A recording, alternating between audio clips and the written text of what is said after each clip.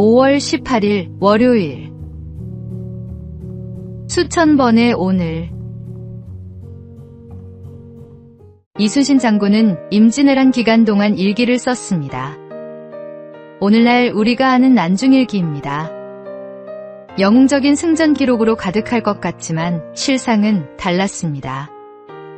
일기의 대부분은 그날의 날씨, 부하들의 안부, 어머니에 대한 그리움, 몸이 아파 누워있었다는 기록으로 채워져 있습니다. 화려한 문장도 거창한 다짐도 없습니다. 그저 하루를 있는 그대로 담아낸 기록들입니다.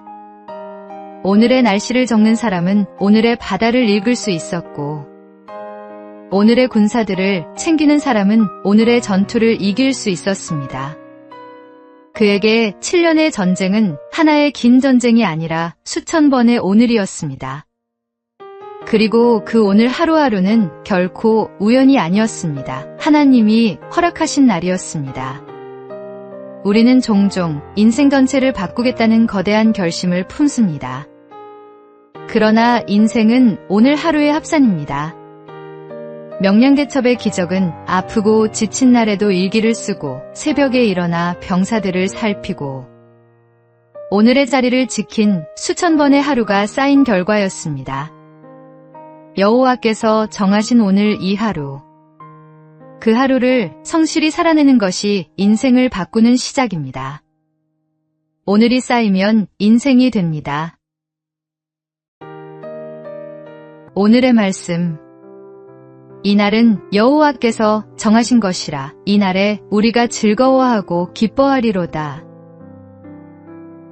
오늘의 만나. 오늘 이 하루는 여호와께서 정하신 날입니다. 그 날을 성실히 사는 것이 가장 아름다운 기쁨입니다.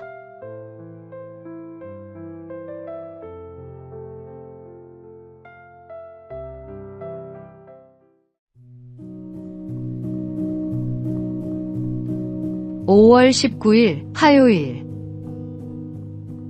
옥수수 박사의 꿈.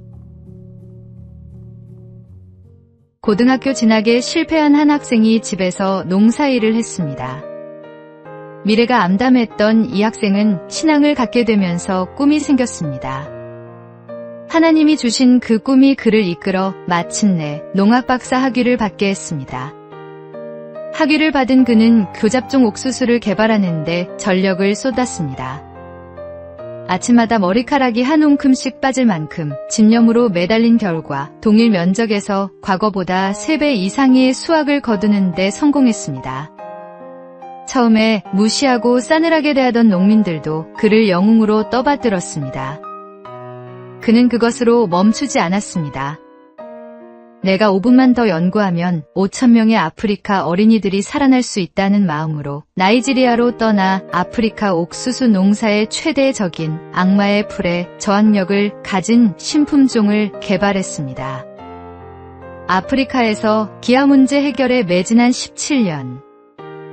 9번의 말라리아 감염, 생사를 오가는 순간에도 그는 멈추지 않았습니다. 그 후 그에게는 한국의 슈바이처, 아프리카인보다 아프리카를 더 사랑하는 한국인이라는 칭호가 붙었습니다. 이 사람이 바로 김순권 교수입니다. 그의 집념과 실천은 모두 신앙에서 비롯된 것이었습니다.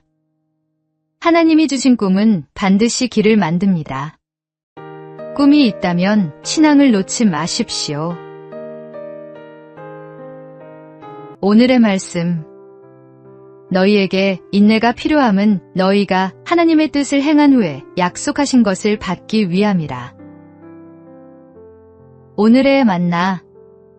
신앙은 내 안에 잠든 가능성을 깨우는 힘입니다. 하나님을 믿는 자에게 꿈은 반드시 이루어질 씨앗입니다.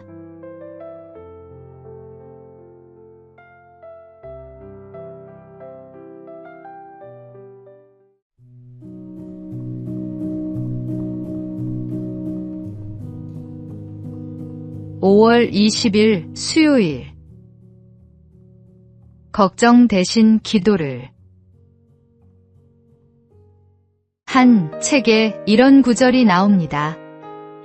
내 인생엔 내가 걱정하지 않아도 좋은 두 가지가 있다. 첫째, 내 힘으로 바꿀 수 없는 일에 대해서는 걱정할 필요가 없다. 그런 일을 붙들고 걱정하는 것은 어리석고 불필요하다. 둘째, 내 힘으로 바꿀 수 있는 일에 대해서도 걱정할 필요가 없다. 바꿀 수 있는 일이라면 걱정 대신 직접 행동하는 것이 훨씬 큰 성과를 가져온다. 더군다나 어떤 일을 걱정하는 것은 그 일 자체보다 십중팔구 더 위험하다.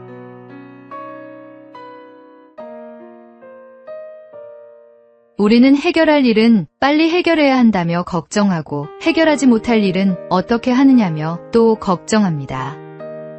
그러나 생각해 보십시오. 우리가 걱정으로 보낸 하루 중 실제로 그 걱정이 현실이 된 날이 얼마나 됩니까? 걱정은 문제를 해결하지 않습니다. 다만 오늘을 잠식할 뿐입니다. 하나님은 우리에게 아무것도 염려하지 말라고 하셨습니다. 그 말씀은 현실을 외면하라는 뜻이 아닙니다. 바꿀 수 없는 것은 하나님께 맡기고 바꿀 수 있는 것은 지금 당장 행동하라는 뜻입니다. 걱정을 내려놓을 가장 알맞은 자리는 기도의 자리입니다. 오늘의 말씀, 아무것도 염려하지 말고 다만 모든 일에 기도와 간구로 너희 구할 것을 감사함으로 하나님께 아뢰라. 오늘의 만나, 내가 바꿀 수 없는 것은 하나님께 맡기고 내가 바꿀 수 있는 것은 지금 행동하십시오.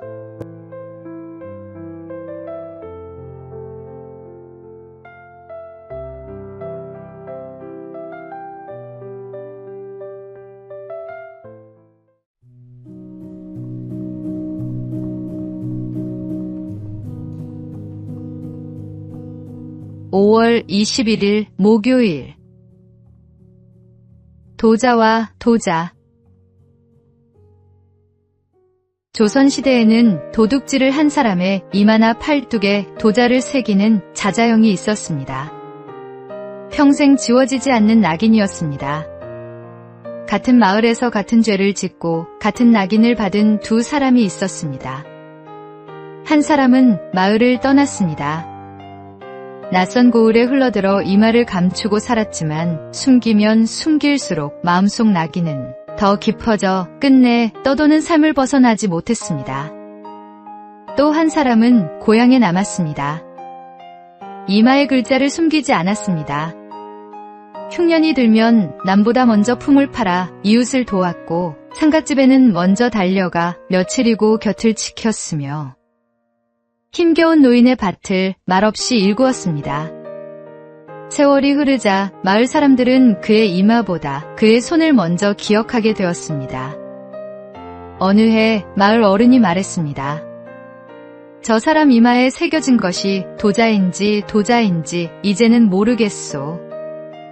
우리 모두는 죄인입니다. 그러나 죄를 지은 뒤가 더 중요합니다. 하나님은 우리의 죄를 감추라 하지 않으십니다. 고백하라 하십니다.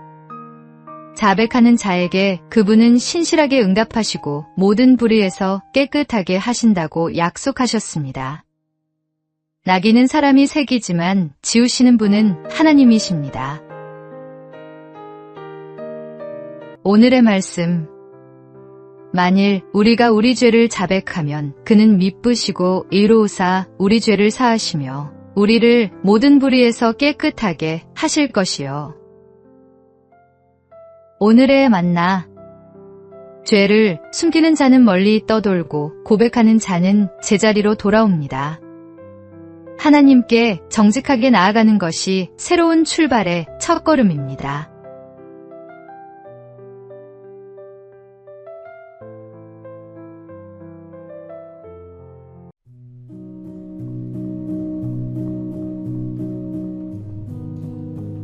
(5월 22일) 금요일. 쳐낼수록 달아진다. 젊은 사업가 한 명이 있었습니다. 사업이 자리를 잡자 그는 더 많은 것을 움켜쥐고 싶었습니다. 오랜만에 고향을 찾은 그는 아버지가 마당에 감나무 가지를 쳐내는 모습을 보았습니다. 왜 멀쩡한 가지를 자르세요? 이 나무가 힘을 한 곳에 모아야 제대로 된 열매를 맺는다. 가지가 많으면 영양이 분산돼서 열매가 다 작고 맛이 없어. 쳐낼수록 남은 열매가 더 크고 달아지는 거야. 서울로 돌아온 그는 욕심으로 버려놓은 것들을 하나씩 쳐냈습니다. 처음에는 잃는 것 같아 두려웠습니다. 그러나 남은 힘을 한 곳에 집중하자 사업은 전보다 훨씬 단단하고 풍성해졌습니다. 쳐냄이 손해가 아니라 더 큰 열매를 위한 준비였던 것입니다. 하나님 아버지께서도 우리 삶의 가지를 살피십니다. 열매를 맺지 못하는 가지는 과감히 제거하시고 열매를 맺는 가지는 더 풍성하게 하려 깨끗하게 다듬으십니다. 그 가지치기가 때로는 아프고 억울하게 느껴질 수 있습니다. 그러나 그것은 버리심이 아니라 더 크고 단 열매를 위한 아버지의 손길입니다. 우리 삶에서 쳐내야 할 가지가 무엇인지 오늘 하나님 앞에 내어놓으십시오. 오늘의 말씀. 무릇 내게 붙어 있어 열매를 맺지 아니하는 가지는 아버지께서 그것을 제거해 버리시고 무릇 열매를 맺는 가지는 더 열매를 맺게 하려 하여 그것을 깨끗하게 하시느니라. 오늘의 만나. 더 풍성한 열매를 맺으려면 먼저 쳐내는 용기가 필요합니다. 오늘 하나님께 맡겨드릴 욕심의 가지가 무엇인지 살펴보십시오.